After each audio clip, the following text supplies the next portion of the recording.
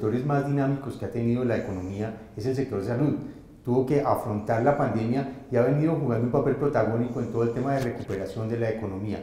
¿Qué ha pasado con EPS Sanitas y cuál es el futuro que tiene? Nos acompaña hoy la doctora Silvia Escobar, que nos va a contar los alcances de la estrategia que tiene la entidad hacia el futuro. ¿Cómo cerró el 2021 para EPS Sanitas? ¿En qué circunstancias cerró un poco después de la normalización de las operaciones en Colombia, del crecimiento tan dinámico que tuvo la economía? ¿Cómo cerró para EPS Sanitas ese año? Bueno, cerró muy bien, Carlos.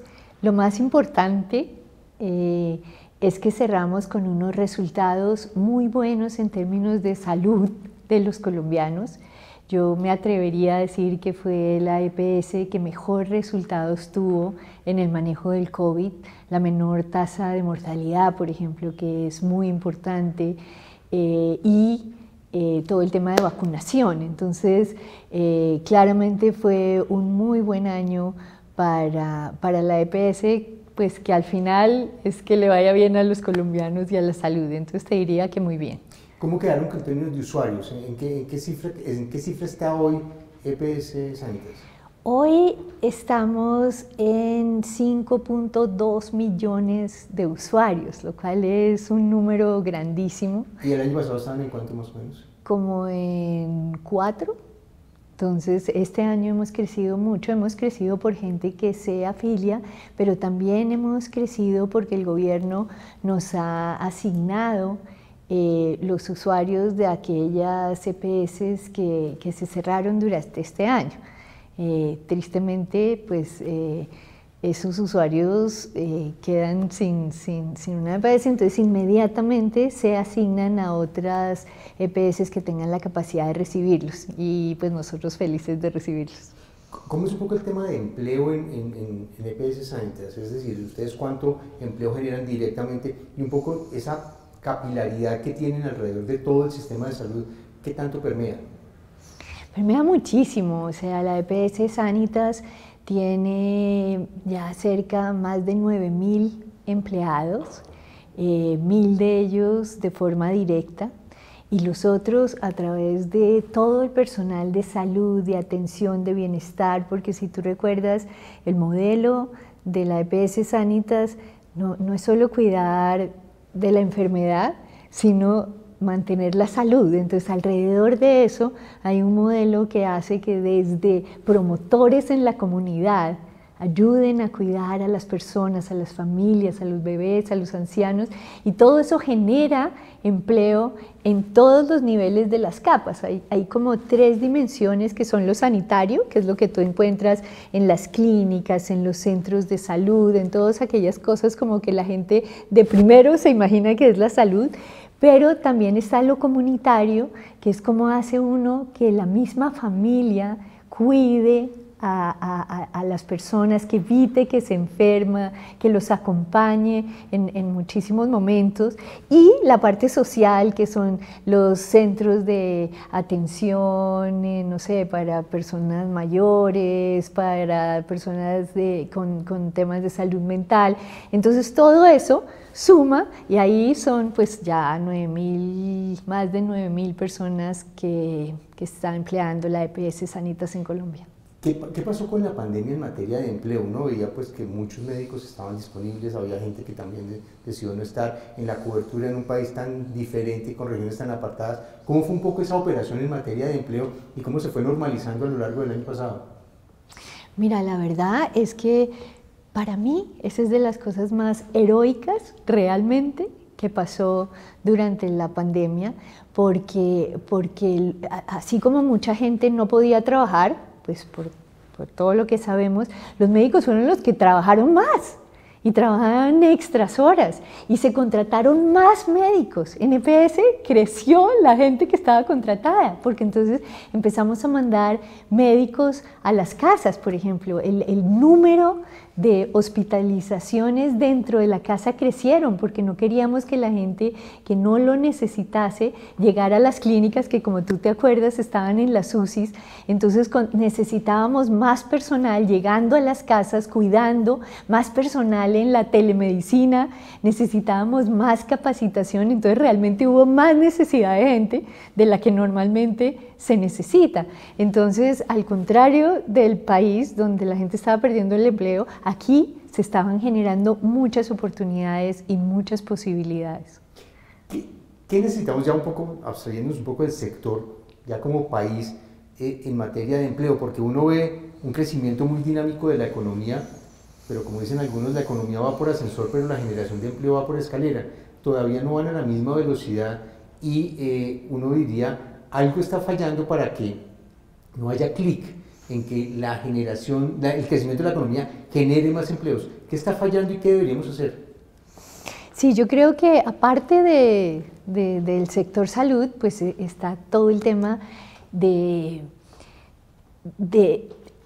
no sé si decirlo, de la reactivación, porque cuando uno ve los números, Carlos, uno dice, este país va a terminar creciendo alrededor del 6%, que es una locura. Creo que de aquí para atrás nunca crecimos al 6%. Entonces uno ve una economía que está creciendo, pero como tú dices, la informalidad nos está matando. Entonces hay mucha necesidad de empleo formal, necesitamos flexibilidad en la forma de emplear. Yo creo que una de las cosas importantes que se debe hacer y que quizás el próximo gobierno tenga la oportunidad de hacerlo es todos los temas de reforma laboral que nos permita tener otras modalidades de empleo, que nos permite realmente calificar y hacer empleo formal en vez de todo el empleo informal que está habiendo. Además porque pues están todos los temas ahorita, Carlos, que todavía yo creo que falta de que la cadena de suministros esté funcionando bien. Tenemos todo el tema de la guerra que está obstaculizando muchas llegadas de material, de productos, de servicios, a unas inflaciones que están llegando al 8%, porque ya llegaron, mejor dicho, pero vamos a terminar el año en eso, que está parando también la reactivación en algunos sectores. Entonces yo creo que primero debemos como estabilizar, pero segundo yo sí creo que el tema del empleo formal es algo que tenemos que ayudar muchísimo en este país. Ya que toca el tema de la inflación, uno mira pues obviamente el índice de precios al consumidor, pero también está el índice de precios al productor, que está casi 3 veces disparado al del consumidor. ¿Qué tanto los ha impactado a ustedes? Muchísimo. Muchísimo, muchísimo. O sea, ahorita, tú sabes que en el sector salud lo que se paga es una unidad por persona para que atendamos a esas personas. Entonces, y se hace con una canasta que tiene un valor. Y esa canasta ha venido creciendo muchísimo precisamente porque se ha incrementado todos los medicamentos, los equipos, la tecnología. Entonces, este año, digamos este año que es el 2022, pues yo creo que nos vamos a ver en problemas porque el precio de los servicios y de los productos que nosotros estamos vendiendo pues ya están por encima de lo que realmente se asigna por el gobierno en la UPC. ¿Y esa UPC no se ha actualizado? Sí, la UPC se actualiza por una metodología. En este momento, pues de hecho el gobierno cada vez lo que hace es que reúne según una metodología que no es exactamente la inflación y tendría que revisarla y con eso pues se aumentaría el precio de la UPC. Okay. Pero sí nos ha afectado. De todo lo que ha venido pasando desde la pandemia, ¿qué cicatrices quedaron? ¿Qué cosas se han mantenido en el tiempo que de pronto no se han podido corregir en este año largo de normalización que hemos tenido en la economía y en las actividades del país? Carlos, yo creo que hay muchas. Yo te nombraría 2. Hay un tema de salud mental que yo creo que la gente no se está dando mucha cuenta, pero la pandemia nos dejó grandes problemas de salud mental que no, digamos que de pronto existían, pero que se exacerbaron y que van a necesitar unos cuidados muy diferentes a los que se tenían antes. y unas capacitaciones en cómo manejar el tema de salud mental, que es muy importante. Y yo creo que hace además mucho clic con el modelo de Sanitas, del modelo comunitario, de que la gente, muchos de los problemas es que la gente se quedó sola en sus casas, no volvieron a ver a nadie, no volvieron a salir, hoy les da miedo salir de su casa. Entonces ese tema de comunitario, que es cuidar a la gente en su entorno, con su familia, con sus amigos, con los sabios que hay alrededor de muchas regiones en Colombia, eso va a ser súper importante, pero también hay un tema puramente sanitario alrededor de eso. El otro, hubo, digamos, llamémoslo cicatrices del COVID, como secuelas del COVID, y personas que sobrevivieron, gracias a Dios, a todos los cuidados, pero que quedaron con algunas cosas respiratorias, de movimiento, de otro tipo de problemas. Entonces, por ejemplo, Sanitas ha creado centros para ese cuidado post-COVID. Entonces, esos centros de cuidado post-COVID son muy importantes porque están especializados y basados en investigación que se ha venido haciendo para tratar a esos pacientes post-COVID. Te diría esos en general. Hay un tema, doctora Silvia, y es cuando llega la pandemia, pues toda la atención se la lleva a la pandemia. Sin embargo, había muchos otros enfermos que estaban en circunstancias pues, complejas, que aplazaron muchos de esos tratamientos y que seguramente se han venido deteriorando. Un poco, ¿cómo es esa situación? Perdón, porque esa era la tercera y tal vez la más importante. Okay. Pero eso es súper importante. La gente dejó de salir, primero porque no podíamos salir, pero segundo porque le daba miedo ir a las clínicas a infectarse. Entonces, personas que necesitaban ir todos los meses a que el médico los viera, no iban. O personas que tenían una enfermedad grave y que si se hubiera detectado en un momento temprano hubiera sido fácil de tratar, pero ya después de un año los síntomas han venido creciendo. Entonces, hemos tenido una avalancha de personas más enfermas de las que venía, de la morbilidad que venía, se ha venido aumentando no solo de los propios usuarios que no venían a la clínica a tratarse, sino de las EPS que llegaron nuevas a la EPS Sanitas. Entonces, claramente sí, perdóname que no lo dije, y era clave. Sí. ¿Qué pasó? Digamos, veníamos en un sector de salud que estaba tratando de hacer algunos ajustes con el tema de la ley de punto final, llega la pandemia, todo el mundo piensa que eso como que quedó en stand-by. ¿Qué pasó con la ley de punto final? ¿Se concretó, no se concretó? ¿Qué pasó con los recursos? ¿Se ha venido saneando? ¿En qué estamos? Mira, yo tengo que decirte que el gobierno ha hecho un gran esfuerzo en el proceso de cumplir con su promesa de llegar a terminar de verdad el acuerdo de punto final. Hoy de hecho venía de mi oficina de mirar unas cuentas porque todas las deudas que venían por muchas razones, y no es que el gobierno dijera voy a pagar todo lo que se debe, sino voy a revisar todo lo que hay y de acuerdo con eso pues voy a pagar lo que realmente tengo que pagar. Eso se demora, eso tiene unas demoras grandes mientras va y vuelve. Estamos en esas. Yo estoy convencida de que a finales de mayo, es decir, ya en 2 semanas, vamos a estar muy cerca a saber qué tanto de todas esas deudas se alcanzan a pagar. Y estoy convencida de que a la EPS Sanitas por lo menos pues nos vaya bien. Hemos dado todos los soportes, la documentación, todo lo que se requería para hacer ese análisis, y creo que se ha hecho un gran esfuerzo para cumplir con esa promesa. ¿Qué tanto nivel de estrés tiene el sistema? Pues viendo un poco todas estas EPS que han sido liquidadas, ¿cómo han venido ustedes organizándose para poder recibir todo este flujo de gente, pues más de 1 millón de personas que han llegado este año? ¿Qué tan estresado está el sistema hoy? Yo creo que esa es una respuesta que se tiene que dar, o sea, no es que el sistema esté estresado per se, está estresado por sitios. Okay. Entonces hay lugares donde tú tienes suficientes IPS que te pueden dar el servicio que requieres y hay otros lugares donde no.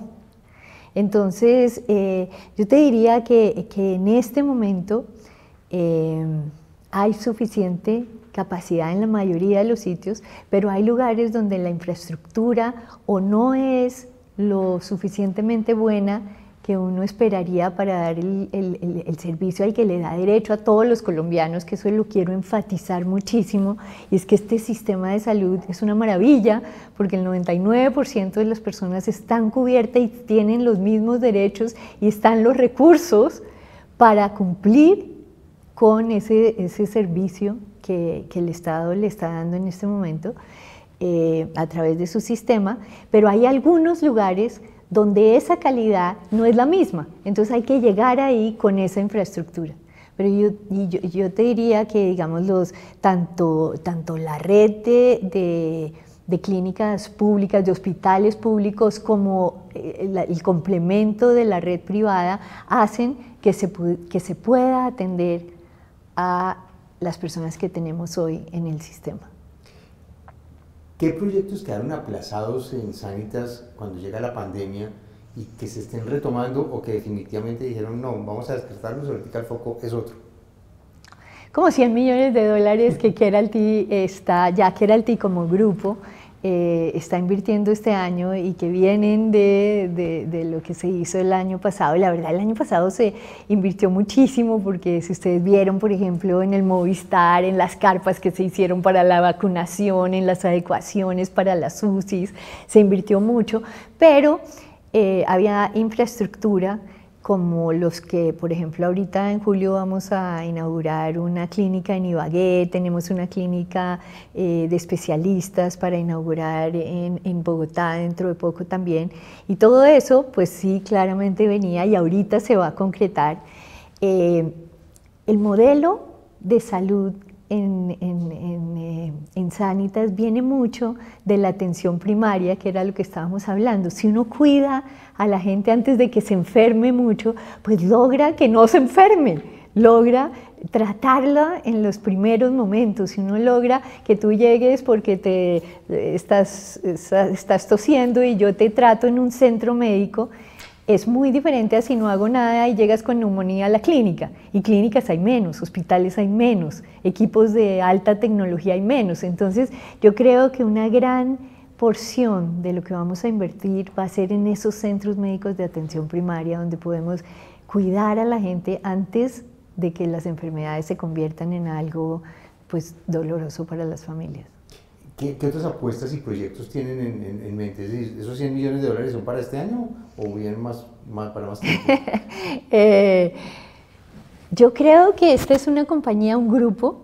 La EPS Sanitas pertenece al grupo Keralty, que es un grupo que le está apoyando, pues, que le está apostando a Colombia con su medicina prepagada, con todo lo que está haciendo en la fundación, con todo lo que te digo que se está haciendo en salud mental, en ayuda comunitaria. Entonces yo creo que vienen más, yo creo que estos 100 millones van a ser para este año, esperemos que lo logremos concretar. Con todos los costos del hierro y todo eso, no sé si nos va a alcanzar para lo que queríamos. Sí, pues está porque disparado. eso está disparado, los cementos. Bueno. Pero como te digo, yo creo que hacia adelante las prioridades claramente es llegar, hoy estamos en 34 departamentos del país, o sea, perdona, en 32 departamentos del país, en diferentes ciudades. Entonces la idea es llegar a todos esos sitios con los centros que nosotros queremos tener. Porque muchas veces lo que hacemos es tener que llevar a los usuarios a sitios donde están los equipos, que es lo que te decía, el estrés no es en todas partes, el estrés es en algunos sitios. Pero entonces, por ejemplo, eso es algo que cuentan muy pocos países en el mundo, y es que si uno no tiene en el sitio donde está lo que necesita, pues cogemos un avión y lo llevamos a donde está, o un bus o una ambulancia, y todo eso está cubierto por el servicio. Entonces yo creo que llegar a esos sitios para nosotros es fundamental. ¿Qué cambios estructurales, digamos, volviendo un poco al tema de la pandemia, dejó la pandemia en el sistema? Es decir, ¿ustedes qué ajustes tuvieron que hacer que van a permanecer en el tiempo? Bueno, yo me imagino claramente, pues tenemos que meter el COVID con todos los efectos que esto trae. Y pues todas esas ayudas, esas tecnologías que surgieron dentro del sistema, pues van a estar metidas de ahora en adelante en esto. Hay algo muy importante que yo creo que surgió, yo creo que la pandemia fue muy negativa en muchas cosas, pero también nos enseñó muchas cosas, y es algo que no vamos a echar para atrás, es cómo introducimos la tecnología digital en la medicina. Entonces, el hecho de poder tratar a alguien que está, no sé, en el Putumayo, con un súper especialista que está en Cali o que está en Cartagena o en Barranquilla, y que yo casi pueda sentir tu pulso, saber si tienes fiebre o no. Eso es una tecnología que acerca al paciente con la persona que lo va a tratar, y que definitivamente, si no hubiera sido por la pandemia, no hubiera sido tan rápido que lo hubiéramos hecho. Eso en una cosa sofisticada. Y en cosas no tan sofisticadas, el tema de la digitalización para pedir citas, para verse con un médico, aunque no sea con la super tecnología, pero poder decirle a alguien, tengo tal cosa, y que tú me digas, no, necesito verte, o no necesito verte porque ya sé tus síntomas. Y todos los temas de digitalización alrededor de las hojas de vida médica que uno tiene. Entonces, yo creo que la incursión de la digitalización, que es una de las grandes fuerzas que hay ahora en el mundo, metida en la medicina, yo creo que va a ser algo que nos dejó la pandemia, que seguramente hubiera llegado, pero que aceleró la pandemia, que definitivamente van a ser muy importantes. ¿Qué ajustes, ahora que hay cambio de gobierno y va a llegar un nuevo gobierno, qué ajustes regulatorios cree usted que se deben hacer para fortalecer el sistema? Porque estoy de acuerdo con usted, creo que el sistema de salud de Colombia es un sistema muy fuerte, muy robusto, y es una maravilla. Sí. No, yo creo que no lo hemos valorado como deberíamos valorarlo. Así es. Pero ¿qué ajustes regulatorios deberíamos tener para fortalecerlo? De nuevo, todas las cosas se pueden mejorar. Yo creo que todo este tema de integrar, y tú lo preguntabas ahorita, el tema del estresamiento, si logramos integrar bien las redes de centros médicos, hospitales, clínicas, con información que nos permita tener las hojas médicas, de las historias médicas de los usuarios, eso va a ser fundamental, el hecho de poder de verdad tener una red, y no una clínica y un centro, sino una red. La red se conforma cuando uno no tiene nodos separados, sino cuando están conectados. Eso es fundamental. Yo creo que eso se debería hacer. Yo creo mucho en un cambio regulatorio que se está hablando ahorita, que es hablar de la UPC, es decir, de lo que se le paga a las EPS por cada persona tratada, por riesgo. Es decir, que se le pague más a quienes tratan enfermedades que son más costosas, y haya un incentivo para que la gente realmente trate bien los pacientes que vienen con enfermedades que son costosas a los que no. Yo creo que eso es algo fundamental, se da en los mejores, en los países que mejores sistemas tienen, y de nuevo quiero decir que, por ejemplo, en Latinoamérica no hay nada que pueda ser mejor que Colombia en este momento, pero si uno lo mira a nivel de Europa u otros países, pues se encuentra que funciona así. La UPC no es para todo el mundo igual, porque claramente no es lo mismo tratar una gripa que un cáncer. Entonces, que se pague de acuerdo con lo que cuestan las patologías que se están mejorando. Yo creo que eso es importante.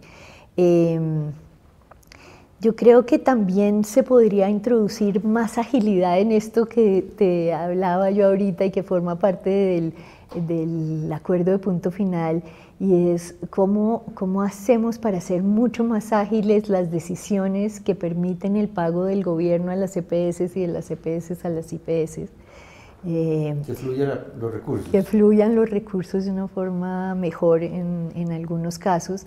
Creo que el tema de incentivos a quienes lo hacen mejor es importante también. Todo el tema de superintendencia es muy importante para estar revisando los temas de calidad de los prestadores de servicio en cada sitio.